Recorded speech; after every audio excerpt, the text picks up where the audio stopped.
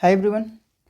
हमने fundamental right के class में आर्टिकल 12 से लेकर 17 तक हमारा कंप्लीट हो चुका है और हमने समझा क्या कहा क्या नहीं उसमें।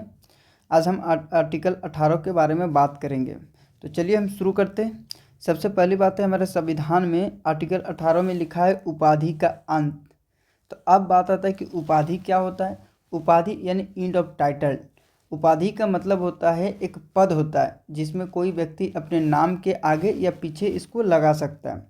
तो ये तो अच्छी बात है। आप सोचेंगे सर ये तो उपाधि टाइटल तो अच्छी बात होता है, फिर हमारा संविधान इसका विरोध क्यों करता है, इसको ख़त्म क्यों करना चाहता है।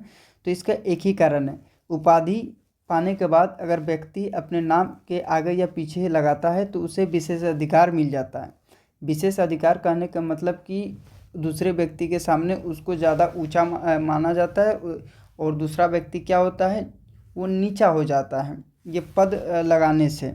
तो हमारा संविधान इसका विरोध करता है क्योंकि हमारा संविधान सबको बराबर मानता है, इसलिए विशेष अधिकार किसी को नहीं दिया गया है। और जिस जिस चीज़ में विशेष अधिकार मिलता है व्यक्ति को वो समाप्त करता है, हमारा संविधान विरोध करता है। उसी प्रकार उपाधि भी एक विशेष अधिकार पद है, इसलिए इसे समाप्त करता है हमारा संविधान में। तो आर्टिकल 18 का 4 पार्ट होता है। आर्टिकल 18 क्लोज 1 में लिखा है राज्य उपाधि नहीं देगा। राज्य उपाधि नहीं देगा। राज्य कहने का मतलब मैंने आपको विस्तार से बताया कि राज्य क्या है, मैं दोबारा नहीं बताऊंगा क्योंकि क्लास में चाहता हूं कि थोड़ा कम समय में आपको एक कॉन्सेप्ट क्लियर हो जाए, इसलिए इतना ही बताऊंगा कि राज्य उपाधि नहीं देगा किसी भी व्यक्ति को ताकि विशेष अधिकार प्राप्त हो उसे। ठीक है।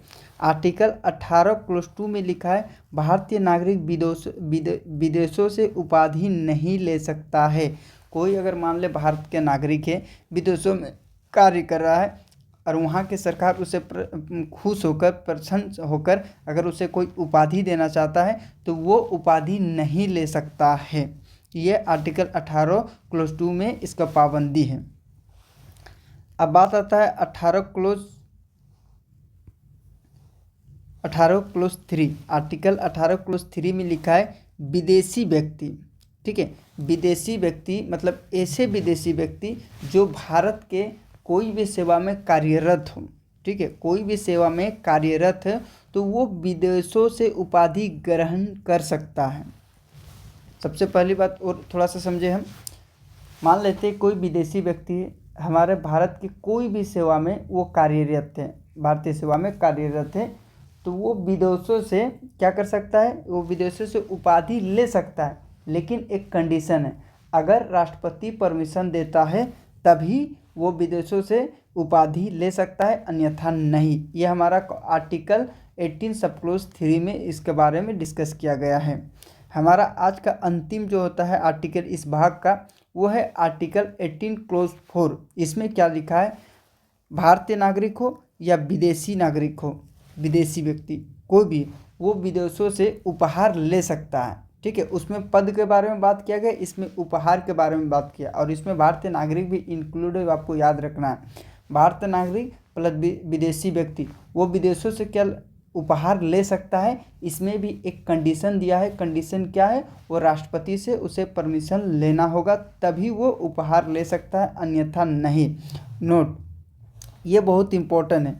इसमें कई बार एग्जाम में इसके बारे में पूछा गया है कि भारत रत्न और पद्म विभूषण आदि पुरस्कार जो होते हैं, आदि जो प्राइज होते हैं, क्या वो उपाधि है या नहीं। इसके बारे में काफ़ी सवाल बने हैं और यूपीएससी में भी इसका सवाल बने हैं, एसएससी में भी बने हैं और आगे भी बनने की संभावना है। ये काफ़ी कन्फ्यूजन कॉन्सेप्ट है, तो यहीं पर आप समझ लीजिए भारत रत्न पद्म विभूषण आदि उपाधि के श्रेणी में नहीं आता है, इसलिए कोई व्यक्ति इसका प्रयोग अपने नाम के आगे या पीछे लगा सकता है।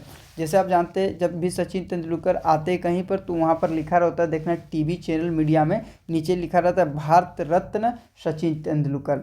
कोई भी व्यक्ति हो जिसको ये प्राइज जैसे मिला है, पद्म विभूषण पद्म भूषण कोई भी चीज़ मिला हो तो देखना है उसके नाम के आगे या पीछे ये इंक्लूड रहता है। ठीक है। ये बात इसलिए क्यों, क्योंकि ये उपाधि नहीं है। हाँ, और एक बात, उपाधि में आप डॉक्टर लगा सकते हैं, शिक्षा से संबंधित शिक्षा हो, ठीक है, विद्या से संबंधित अगर कोई भी उपाधि है तो उसको आप लगा सकते हैं, उसमें कोई दिक्कत की बात नहीं है, विद्या संबंधित। ओके, तो आज के सेशन हम यहीं तक रखते हैं। कल हम और एक नए आर्टिकल के साथ आएंगे। इसी तरह हम छोटे छोटे खंड में पूरे आर्टिकल को विस्तार से समझेंगे, ताकि इसके रेंज में अगर प्रश्न आए तो वो हमारे बाहर ना जाए। ठीक है, आज यहीं तक। Thank you so much. जय हिंद, जय भारत।